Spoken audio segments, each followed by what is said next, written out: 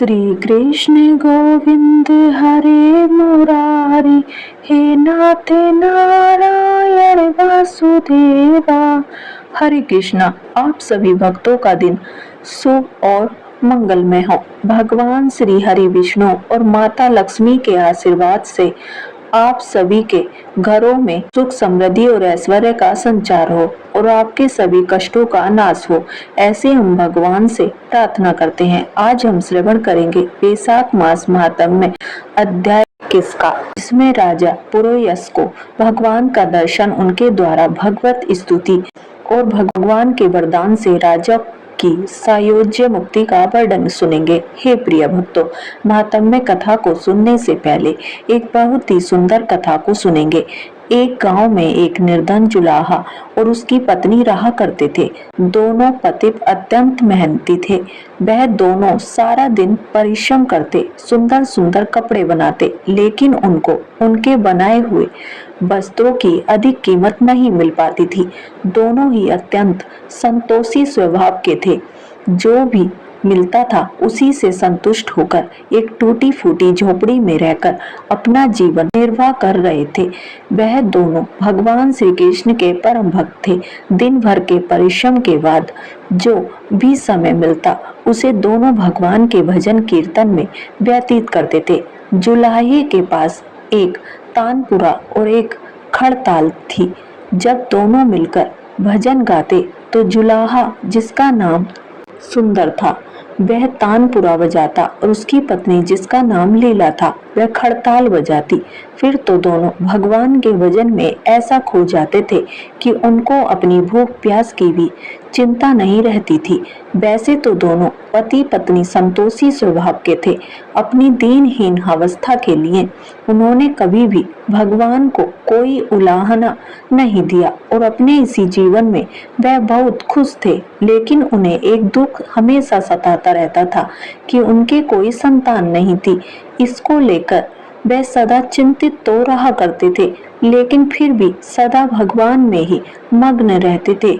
इसको भी उन्होंने भगवान की लीला समझकर स्वीकार कर लिया और निष्काम रूप से श्री कृष्ण के प्रेम भक्ति में डूबे रहते थे। जब उनकी आयु अधिक होने लगी तो एक दिन लीला ने अपने पति सुंदर से कहा कि हमारी कोई संतान नहीं है और कहते हैं कि संतान के बिना मुक्ति प्राप्त नहीं हो सकती।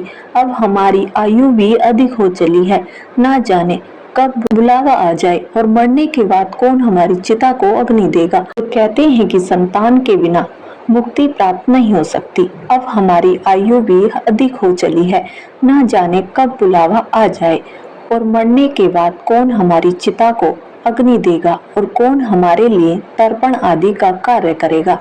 कैसे हमारी मुक्ति होगी। जुलाहा बोला कि तुम चिंता क्यों करती हो, ठाकुर जी है ना, वही सब देखेंगे। जुलाहे ने यह बात कह तो दी, लेकिन वह भी चिंता में डूब गया। तभी उसके मन में एक विचार आया और वह नगर में गया और श्री कृष्ण के बाल गोपाल रूप की एक प्रतिमा ले आया। घर आकर वह बोला कि अब तुझे चिंता करने की कोई आवश्यकता नहीं है। मैं यह बाल गोपाल लेकर आया हूँ। हमारी कोई संतान नहीं तो वह भी इन्हीं की तो लीला है। हम इनको ही अपने पुत्र के समान प्रेम करेंगे। यही हमारे पुत्र का दायित्व पूर्ण करेंगे, यही हमारी मुक्ति करेंगे। जुलाहे की बात सुनकर उसकी पत्नी लीला अत्यंत प्रसन्न हुई। उसने बाल गोपाल को लेकर अपने हृदय से लगा लिया और बोली कि आप बिल्कुल सही कह रहे हैं, आज से यही हमारा लल्ला है।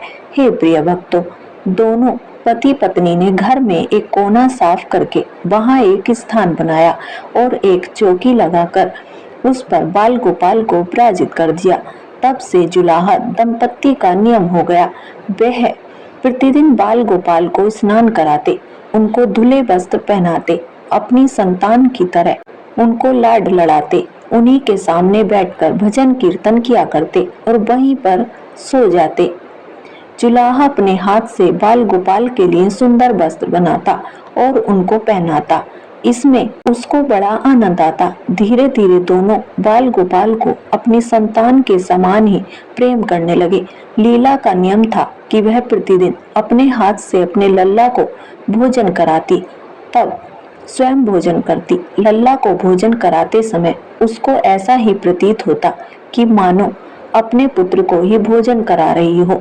उन दोनों के निश्चल प्रेम को देखकर करुणानिधान भगवान अत्यंत प्रसन्न हुए और उन्होंने अदृश्य रूप में आकर स्वयं भोजन खाना शुरू कर दिया। लीला जब प्रेम पूर्वक बाल गोपाल को भोजन कराती तो भगवान को प्रतीत होता कि मानो वह अपनी माँ के हाथों से भोजन कर रहे हैं। उनको लीला के हाथ से प्रेम पूर्वक मिलने वाले हर कोर में माँ का प्रेम प्राप्त होता था। लीलाधारी भगवान श्री कृष्ण स्वयं माँ के उस प्रेम लीला के वशीभूत हो गए थे, किंतु लीला कभी नहीं जान पाई कि स्वयं बाल गोपाल उसके हाथ से भोजन करते हैं।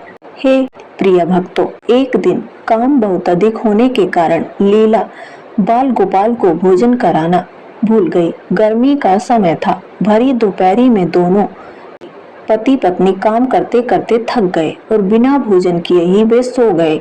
उनको सोए हुए कुछ ही देर हुई थी कि उनको एक आवाज सुनाई दी कि माँ, बाबा, मुझको भूख लगी है। दोनों हड़बड़ाकर उठ गए।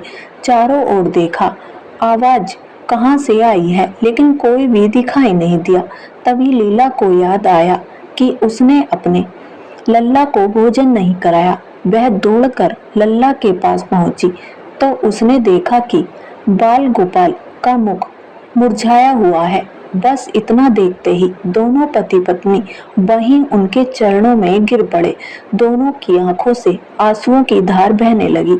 लीला तुरंत भोजन लेकर आई और न जाने कैसा प्रेम उमड़ा कि लल्ला को उठाकर अपनी गोद में बिठा लिया और उन्हें भोजन कराने लगी। दोनों पति पत्नी रो भी रहे थे और लल्ला को भोजन भी करा रहे थे और साथ ही बार बार उनसे अपने अपराध के लिए क्षमा भी मांग रहे थे। ऐसा प्रगाढ़ प्रेम देखकर भगवान अत्यंत द्रवित हुए और अंतर्यामी भगवान श्री हरि साक्षात रूप में प्रकट हो गए। हे प्रिय भक्तों, भगवान ने अपने हाथों से अपने रोते हुए माता पिता की आंखों से आंसू पोंछे और बोले, प्रिय भक्त, मैं तुम्हारी भक्ति और प्रेम से अत्यंत प्रसन्न हूँ। तुम जो चाहो वह वर मांग लो, मैं तुम्हारी प्रत्येक इच्छा पूर्ण करूँगा। बस इतना सुनते ही दोनों भगवान के चरणों में गिर पड़े और बोले, हे दयानिधान, आप हमसे प्रसन्न हैं और स्वयं हमारे सम्मुख उपस्थित हुए हैं। हमारा तो जीवन धन्य हो गया। इससे अधिक हमें और क्या चाहिए? इससे अधिक किसी भी वस्तु का भला क्या महत्व हो सकता है? आपकी कृपा हम पर बनी रहे, बस इतनी सी कृपा करें। फिर भगवान श्री हरि बोले, यदि तुम चाहो तो मैं तुम्हारे जीवन में संतान के अभाव को समाप्त करके तुम्हें एक सुंदर संतान प्रदान करूंगा। यह सुनते ही सुंदर और लीला एकदम व्याकुल होकर बोले, नहीं भगवान, हमको संतान नहीं चाहिए। उनका उत्तर सुनकर भगवान ने पूछा, लेकिन क्यों? अपने जीवन में संतान की कमी को पूर्ण करने के लिए ही तो तुम मुझको अपने घर लेकर आए थे। यह सुनकर वह दोनों बोले कि हे प्रभु, हमें डर है कि यदि हमें संतान प्राप्त हो गई तो हमारा मोह उस संतान के प्रति बढ़ जाएगा और तब हम आपकी सेवा नहीं कर पाएंगे। उनका प्रेम और भक्ति से भरा हुआ उत्तर सुनकर करुणा निधान भगवान करुणा से भर उठे। स्वयं भगवान की आंखों से आंसू टपक पड़े और भगवान बोले कि हे मैया, हे बाबा, मैं यहाँ आया था आपके ऋण को उतारने के लिए, किंतु आपने तो मुझको सदा सदा के लिए अपना ऋणी बना लिया। मैं आपके प्रेम का यह ऋण कभी नहीं उतार पाऊंगा। मैं सदा सदा आप दोनों का ऋणी रहूंगा। मैं तुम्हारे प्रेम से अत्यंत प्रसन्न हूँ। तुमने अपने निर्मल प्रेम से मुझको भी अपने बंधन में बांध लिया है। मैं आपको वचन देता हूँ कि आज से मैं तुम्हारे पुत्र के रूप में तुम्हारे समस्त कार्यों को करूंगा। तुमको कभी भी संतान का भाव नहीं होने दूंगा। मेरा वचन कभी भी असत्य नहीं होता। ऐसा कहकर भक्त वत्सल भगवान बाल गोपाल की प्रतिमा में विलीन हो गए। हे प्रिय भक्तों, उस दिन से सुंदर और लीला का जीवन बिल्कुल ही बदल गया। उन्होंने सारा काम धंधा छोड़ दिया और सारा दिन बाल गोपाल के भजन कीर्तन और उनकी सेवा में व्यतीत करने लगे।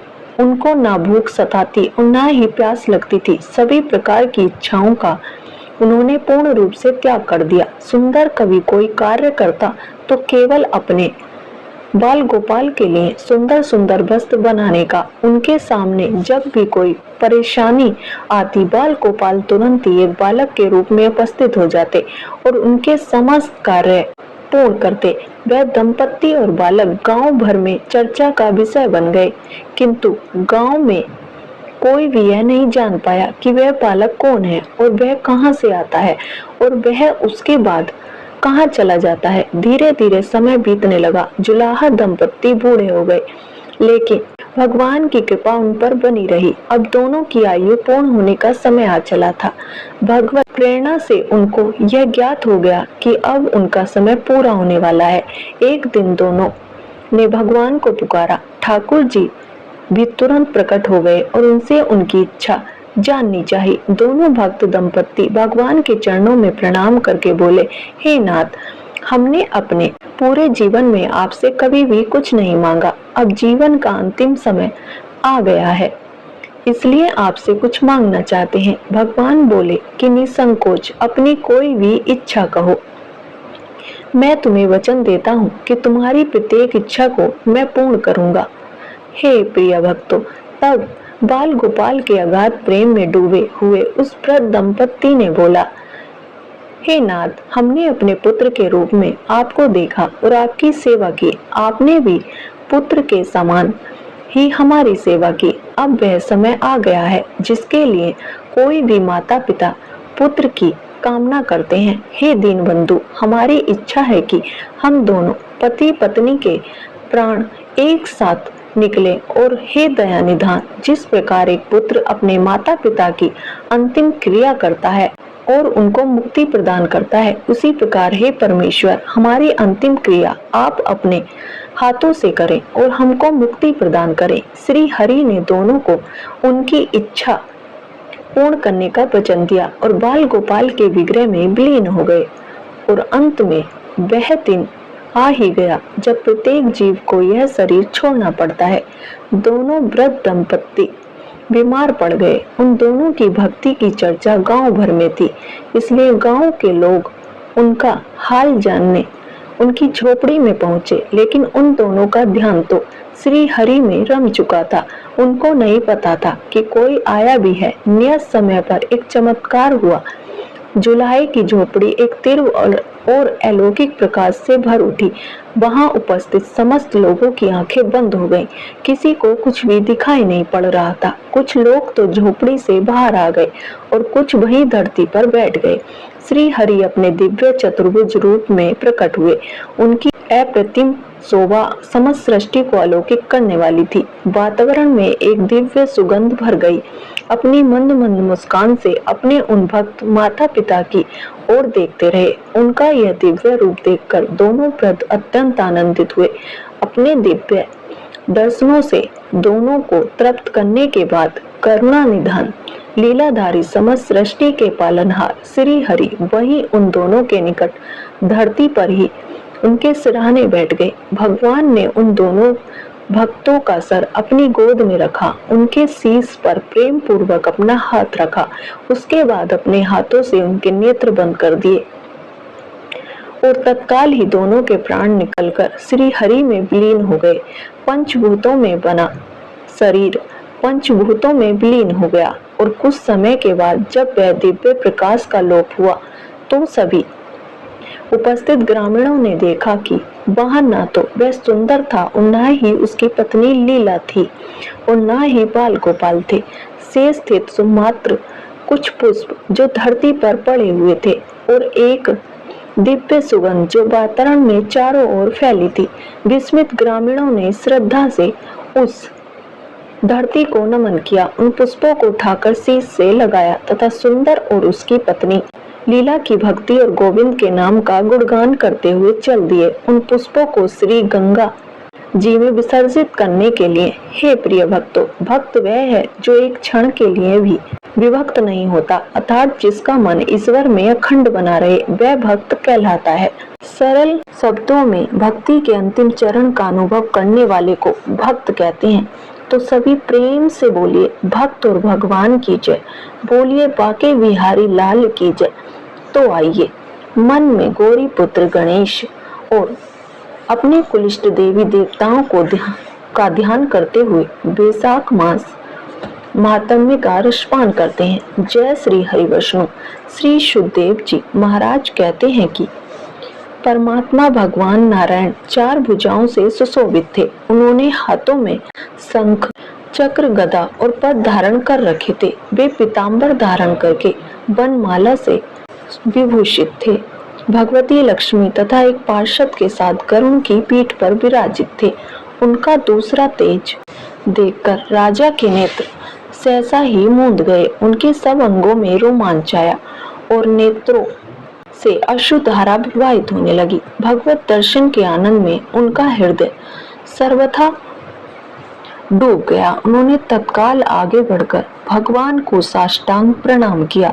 फिर प्रेम विह्वल नेत्रों से विश्वात्म देव जगदीश्वर श्री हरि को बहुत देर तक निहार कर उनके चरण धोए और उस जल को अपने मस्तक पर धारण किया। उन्हीं चरणों की धोवन रूपा श्री गंगा जी ब्रह्मा जी सहित तीनों लोकों को पवित्र करती है।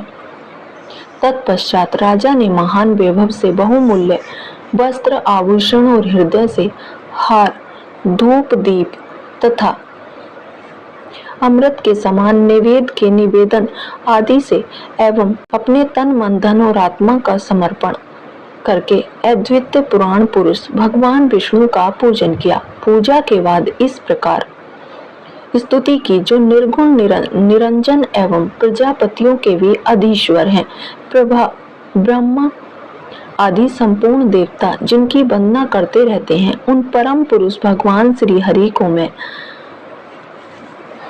प्रणाम करता हूँ। शरणागतों की पाप राशि का नाश करने वाले आपके चरणार बिंदों को परिपक्व व योग वाले योगियों ने जो अपने हृदय में धारण किया है, यह उनके लिए ही सौभाग्य की बात है। बढ़ी हुई भक्ति के द्वारा अपने अंतःकरण तथा जीव भाव को भी अपने चरणों में ही चढ़ाकर वे योगी जन उन चरणों के चिंतन मात्र से आपके धाम को प्राप्त हुए हैं। विचित्र कर्म करने वाले आप स्वतंत्र परमेश्वर को मैं नमस्कार करता हूँ। साधु पुरुषों पर अनुग्रह करने वाले आप परमात्मा को मैं प्रणाम करता हूँ। हे प्रिय भक्तों, हे प्रभु, आपकी माया से मोहित होकर मैं स्त्री और धन रूपी विषयों में ही भटकता रहा हूँ। अनर्थ में ही मेरी अर्थ दृष्टि हो गई थी। हे प्रभु, हे विश्व मूर्ति, जब जीव पर आप अनंत शक्ति परमेश्वर की कृपा होती है, तभी उसे महापुरुषों का संग प्राप्त होता है, जिससे यह संसार समुद्र गोपद के समान हो जाता है। हे ईश्वर, जब सत्संग मिलता है तभी आप में मन और बुद्धि का अनुराग होता है। मेरा समस्त राज्य जो मुझसे छिन गया था, वह भी आपका मुझ पर महान अनुग्रह ही हुआ था, ऐसा मैं मानता हूँ। मैं ना तो राज्य चाहता हूँ, ना पुत्र आदि की इच्छा रखता हूँ और ना ही कोष की अभिलाषा करता हूँ, अपितु मुनियों के द्वारा ध्यान करने योग्य जो आपके आराधनीय चरणारविंद हैं, उन्हीं का नित्य सेवन करना चाहता हूँ। हे देवेश्वर, हे जगनिवास, मुझ पर प्रसन्न होइए, जिससे आपके चरण कमलों की स्मृति बराबर बनी रहे तथा स्त्री, पुत्र, खजाना एवं आत्मीय कही जाने वाले सब पदार्थों में जो मेरी आसक्ति है, वह सदा के लिए दूर हो जाए। हे भगवान, मेरा मन सदा आपके चरणार बिंदों के चिंतन में लगा रहे। मेरी वाणी आपकी दिव्य कथा के निरंतर वर्णन में तत्पर रहो। मेरे यह दोनों नेत्र आपके श्री विग्रह के दर्शन में, कान कथा श्रवण में तथा रचना आपके भोग लगाए हुए प्रसाद के आश्वासन में प्रवृत्त हो। हे प्रभु, मेरी नासिका आपके चरण कमलों की तथा आपके भक्त जनों के गंध विलेपन आदि की सुगंध लेने में, दोनों हाथ आपके मंदिर में झाड़ू देने आदि की सेवा में, दोनों पैर आपके तीर्थ और कथा स्थान की यात्रा करने में तथा मस्तक निरंतर आपको प्रणाम करने में संलग्न रहे। मेरी कामना आपकी उत्तम कथा में और बुद्धि अर्हिष आपका चिंतन करने में तत्पर हूँ। मेरे घर पर पधारे हुए मुनियों द्वारा आपकी उत्तम कथा का वर्णन तथा आपकी गान होता रहे और इसी में मेरे दिन बीते। हे विष्णु, एक क्षण तथा आधे पल के लिए भी ऐसा प्रसंग ना उपस्थित हो जो आपकी चर्चा से रहित हो। हे हरि, मैं परमेष्ठी ब्रह्मा का पद, भूतल का चक्रवर्ती राज्य और मोक्ष भी नहीं चाहता, केवल आपके चरणों की निरंतर सेवा चाहता हूँ, जिसके लिए लक्ष्मी जी तथा ब्रह्मा शंकर आदि देवता भी सदा प्रार्थना किया करते हैं। हे प्रिय भक्तों, राजा के इस प्रकार स्तुति करने पर कमल नयन भगवान विष्णु ने प्रसन्न होकर मेघ के समान गंभीर वाणी में इस प्रकार कहा, हे राजन, मैं जानता हूँ तुम मेरे श्रेष्ठ भक्त हो, कामना रहित और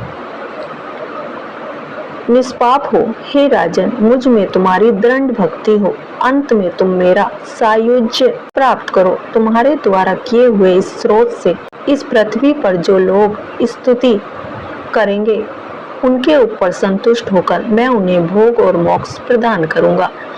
यह अक्षय तृतीया इस पृथ्वी पर प्रसिद्ध होगी, जिसमें भोग और मोक्ष प्रदान करने वाला मैं तुम्हारे ऊपर प्रसन्न हुआ। जो मनुष्य इस तिथि को किसी भी बहाने से अथवा स्वभाव से ही स्नान दान आदि क्रियाएं करते हैं, वे मेरे अविनाशी पद को प्राप्त होते हैं। जो मनुष्य पितरों के उद्देश्य से अक्षय तृतीया को श्राद्ध करते हैं, उनका किया हुआ वह श्राद्ध अक्षय होता है। इस तिथि में थोड़ा सा भी जो पुण्य किया जाता है, उसका फल अक्षय होता है। राजन, जो कुटुंबी ब्राह्मण को गाय दान करता है, उसके हाथ में सब संपत्तियों की वर्षा करने वाली भक्ति और मुक्ति भी आ जाती है। जो वैशाख मास में मेरा प्रिय करने वाले धर्मों का अनुष्ठान करता है, उसके जन्म मृत्यु जरा भय और पाप को मैं हर लेता हूँ। यह वैशाख मास मेरे चिंतन की ही भांति ऐसे सहस्त्रों पापों को हर लेता है, जिनके लिए शास्त्रों में कोई भी प्रायश्चित नहीं मिलता है। राजा को यह वरदान देकर देवादिदेव भगवान जनार्दन सबके देखते ही देखते वहीं अंतर्ध्यान हो गए। तदंतर राजा पूर्वेशा भगवान में ही मन लगाए हुए उन्हीं की सेवा में तत्पर रहकर इस पृथ्वी का पालन करने लगे। वैशाख के सब धर्मों का बारंबार पालन करने से पुत्र पौत्र आदि की वृद्धि हुई। देव दुर्लभ समस्त मनोरथों का उपभोग करके अंत में उन्होंने चक्रधारी भगवान विष्णु का सायुज्य प्राप्त कर लिया।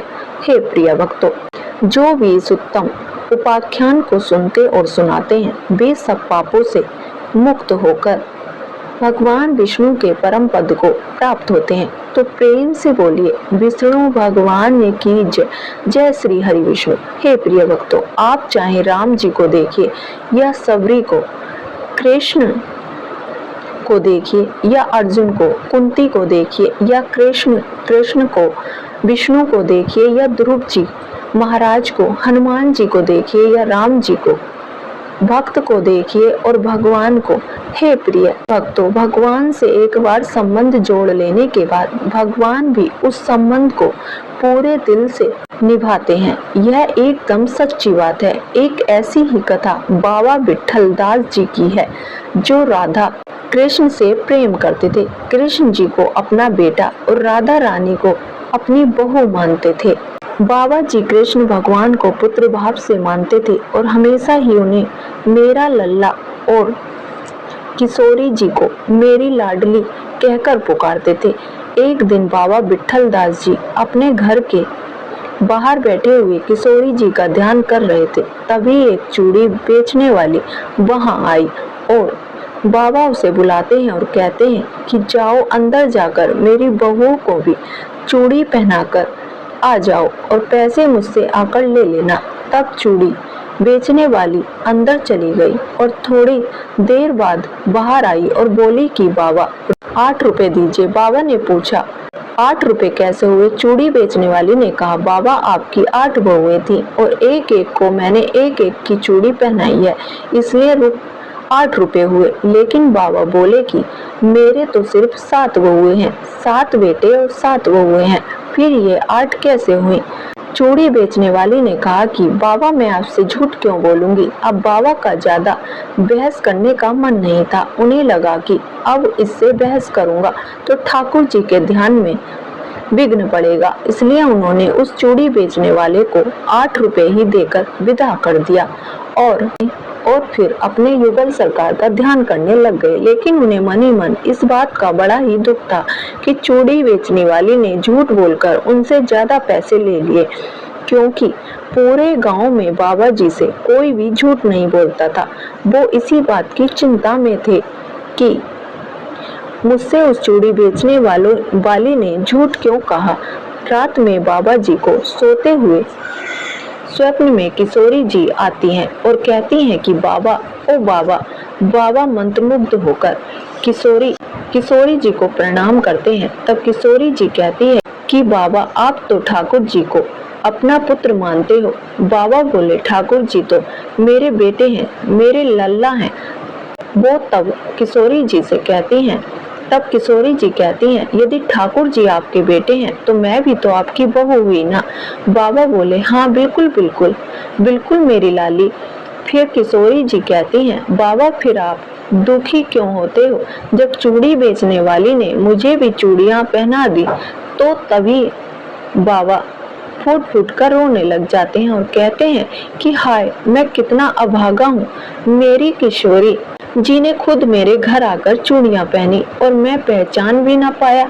तभी किशोरी जी अंतर्ध्यान हो जाती हैं और बाबा जी की नींद खुल जाती है और फिर अगले दिन वो चूड़ी बेचने वाली उनके घर पर फिर से आती है और फिर बाबा उससे कहते हैं कि आगे से हमेशा 8 जोड़ी चूड़ियां लेकर आना और मेरी सबसे छोटी बहू के लिए नीले रंग की चूड़ियां लाना। धन्य है ऐसे भक्त जो किशोरी जी से ठाकुर जी से अपना संबंध स्थापित करते हैं और उन्हें पूरी तरह से निभाते हैं। नासक स्रोत के बारे में महात्मा पुष्कर कहते हैं कि मनुष्य की मलिनता, बस चोरी, हत्या और स्त्री कमन आदि विभिन्न पाप करता है, पर जब मन बहुत शुद्ध होता है तब उसे इन पापों से मुक्ति की इच्छा होती है। उस समय भगवान नारायण की दिव्य स्तुति करने से समस्त पापों का प्रायश्चित पूर्ण होता है। इसलिए इस दिव्य स्रोत का नाम समस्त पाप नाशक स्रोत है। तो आइए पूरे प्रसन्नचित्त मन से इसे श्रवण करते हैं। पुष्कर जी बोले सर्वव्यापी विष्णु को सदा नमस्कार है, श्री हरि विष्णु को नमस्कार है। मैं अपने चित्त में स्थित सर्वव्यापी अहंकार शून्य श्री हरि को नमस्कार करता हूँ। मैं अपने मानस में विराजमान अव्यक्त अनंत और अपराजित परमेश्वर को नमस्कार करता हूँ। सबके पूजनीय, जन्म और मरण से रहित प्रभावशाली श्री विष्णु को नमस्कार है। विष्णु मेरे चित्त में निवास करते हैं, विष्णु मेरे बुद्धि में विराजमान है, विष्णु मेरे अहंकार में प्रतिष्ठित हैं और विष्णु मुझ में भी स्थित हैं। वे श्री विष्णु ही चराचर प्राणियों के कर्मों के रूप में स्थित हैं। उनके चिंतन से मेरे पाप का विनाश हो। जो ध्यान करने पर पापों का हरण करते हैं और भावना करने से स्वप्न में दर्शन देते हैं। इंद्र के अनुज शरणागत जनों का दुख दूर करने वाले उन पापा श्री विष्णु को मैं नमस्कार करता हूँ। मैं इस निराधार जगत में अज्ञान के अंधकार में डूबते हुए को हाथ का सहारा देने वाले पर स्वरूप श्री विष्णु के सन्मुख नतमस्तक होता हूँ। सर्वेश्वर प्रभु कमल नयन परमात्मन ऋषिकेश आपको नमस्कार है। इंद्रियों के स्वामी श्री विष्णु आपको नमस्कार है। नरसिंह अनंत स्वरूप गोविंद समस्त भूत प्राणियों की सृष्टि करने वाले के सब मेरे द्वारा जो दूर वचन कहा गया हो अथवा पाप पूर्ण चिंतन किया गया हो, मेरे उन सभी पापों का प्रशमन कीजिए। आपको नमस्कार है। हे केशव, अपने मन के वश में होकर मैंने जो न करने योग्य अत्यंत उग्र पाप पूर्ण चिंतन किया है उसे शांत कीजिए। परमार्थ परायण ब्राह्मण प्रिय गोविंद, अपनी मर्यादा से कभी च्युत न होने वाले जगन्नाथ, जगत का भरण पोषण करने वाले देवेश्वर, मेरे पाप का विनाश कीजिए। मैंने मध्याह्न, अपराह्न, सायंकाल, रात्रि के समय जानते हुए अथवा अनजाने शरीर, मन एवं वाणी द्वारा जो पाप किया हो, आपके इन तीनों नामों पुंडरीकाक्ष, ऋषिकेश और माधव, इन तीनों नामों के उच्चारण से मेरे भी सभी पाप क्षीण हो जाएं। हे कमल नयन, हे लक्ष्मीपति, इंद्रियों के स्वामी माधव, आज आप मेरे शरीर एवं वाणी द्वारा किए हुए पापों का हनन कीजिए। आज मैंने सोते, खाते, खड़े, चलते अथवा जागते हुए मन, वाणी और शरीर से जो भी नीच योनि एवं नरक की प्राप्ति कराने वाले छोटे अथवा बड़े पाप किए हों, भगवान वासुदेव के नाम के उच्चारण से भी सभी पाप नष्ट हो जाएं। जो परब्रह्म, परम धाम और परम पवित्र है, उन श्री विष्णु के संकीर्तन से मेरे पाप लुप्त हो जाएं, जिसको प्राप्त होकर ज्ञानी जन फिर लौट कर नहीं आते, जो गंध, स्पर्श आदि तन मात्राओं से रहित है। श्री विष्णु का वह परम पद मेरे संपूर्ण पापों का शमन करे। महात्मा, जो मनुष्य पापों का विनाश करने वाले स्रोत का पठन अथवा श्रवण करता है, वह शरीर, मन और वाणी जनित समस्त पापों से छूट जाता है एवं समस्त पाप ग्रहों से मुक्त होकर श्री विष्णु के परम पद को प्राप्त होता है। इसलिए किसी भी पाप के हो जाने पर इस स्रोत का जप करें। यह स्रोत पाप समूहों के प्रायश्चित के समान है। कृष्ण आदि व्रत करने वाले के लिए भी यह श्रेष्ठ है। स्रोत, जप और व्रत रूप प्रायश्चित से संपूर्ण पाप नष्ट हो जाते हैं, इसलिए भोग और मोक्ष की सिद्धि के लिए इनका अनुष्ठान करना चाहिए। हे प्रिय भक्तों, आज की कथा में बस इतना ही। तो कैसी लगी आपको आज की कथा? अगर वीडियो पसंद आई हो तो वीडियो को लाइक करें, चैनल को सब्सक्राइब करें और कमेंट बॉक्स में हर हर महादेव अवश्य लिखें।